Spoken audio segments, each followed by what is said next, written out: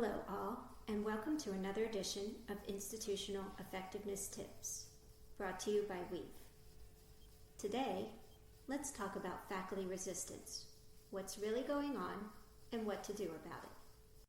Borrowing heavily from the ideas Peg Miller put forth in her 2012 NILOA article, where she discussed how the assessment movement is similar to Kubler-Ross's grief cycle, we see on campus that faculty and staff do not understand assessment, which leads to feelings of anger and being overwhelmed. At some point, they may bargain to not do assessment or struggle to tell their story. Eventually, we hope they move towards acceptance. But many of us know that acceptance just doesn't occur. So let's take a look at another model for explaining faculty resistance and how we can get people to accept assessment. This resistance cycle shows how status quo is maintained. Faculty and staff do not participate in assessment, let alone accept it. So how do we move people out of the status quo? Well, you need to apply change strategies and have some accountability measures. Once these things happen, change occurs, and eventually people will accept that assessment is part of their daily lives, or at least their semester lives. Let's take a look at how we can help people change. First, you can apply pressure. This comes in the form of sanctions, targeting, maybe tying activities to evaluation. This is the stick part of the carrot and stick equation. Second, you can think about what's in it for them, or the payoff. Is it recognition? Is it reallocating responsibilities? Is it giving them rewards or helping them achieve something? Lastly, think about potential. Do they have the knowledge and skills to do what you're asking them to do? Take baby steps towards the end goal. Think about shifting the paradigm. Let's take a look at how you can apply these strategies to your work. When using the pressure technique, you can focus on doing things for accreditation. You can tie assessment reports to performance-based budgeting, or you can enact sanctions for deadlines. Be careful when using the pressure technique. The change is short-lived, and as soon as the accreditors are gone or something else changes, people typically revert back to status quo. It is the least effective change strategy. When using the payoff technique, try to think about what rewards and recognition you can give people. What is in it for them? Why would they help you with assessment? Why would they be engaged in assessment?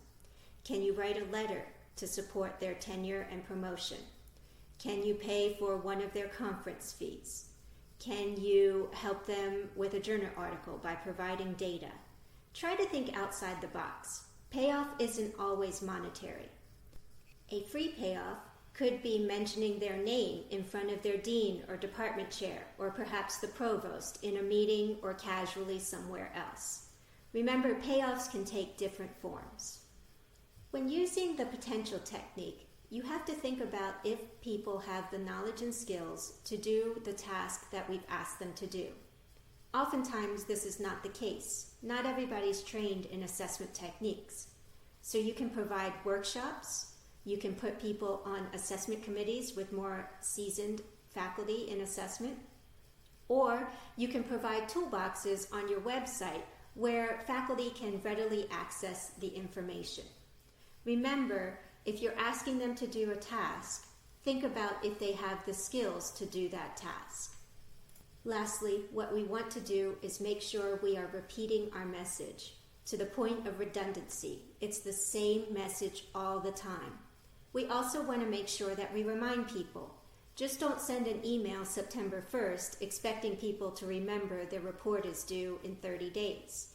You need to send several reminders, weekly if necessary. Or you need to send them throughout the academic year. Look at the calendar. When are some important deadlines for assessment? When can you send reminders? Even if there's not a deadline for assessment reports, maybe you can send a reminder saying, hey, your report is due in a few months, or hey, it's coming up on the end of the semester. Have you looked at some assessment results? Do you have a plan to collect the data? Here are some final reminders to think about as you manage faculty resistance. First, try to only use top-down strategies as needed. Remember, short-term change, but the long-term impact is very minimal. Think about what's in it for them. How can you reward faculty for being involved in assessment? Make sure your communication strategy is on point and consistent. Constantly look for those teachable aha moments where you can get faculty really excited about assessment. Develop friends of assessment. Have them be your voice in different meetings. And lastly, get people involved. If somebody is resisting, invite them to assessment committee. Invite them to an assessment summit. Invite them to be involved so they can see what's really going on.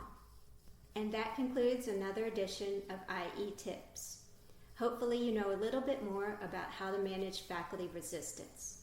You can also visit our Knowledge Center website for more information about webinars, workshops, blogs, and conferences we'll be attending. Hope to see you soon. Thank you. Created using Powtoon.